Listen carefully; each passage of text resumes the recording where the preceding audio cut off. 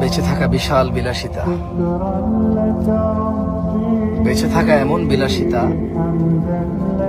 বেঁচে থাকা আল্লাহর এমন নিয়ামত যে মানুষ সুবহানাল্লাহ বললে আসমান আর জমিনের খালি জায়গাটা নেকিতে পরিপূর্ণ হয়। মানুষ আলহামদুলিল্লাহ বললে নেকির পাল্লা ভারী হয়ে যায়।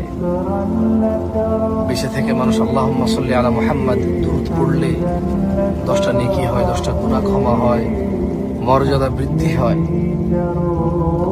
ওর প্রতি রহমত নাজিল হয় 10 বার।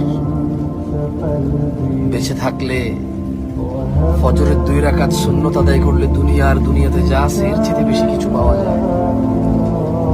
বেঁচে থাকলে ফজরে 2, জোহরে 6, মাগরিবে 2, ইশায় 2, মোট 12 রাকাত সুন্নতে মুআক্কাদা পড়লে আল্লাহ সুবহানাহু ওয়া তাআলা জান্নাতে ঘর তৈরি করবে। যে ব্যক্তি প্রতিদিন 12 রাকাত সুন্নত আদায় করবে তার জন্য আল্লাহ একটা করে ঘর নির্মাণ করবে। সুবহানাল্লাহ।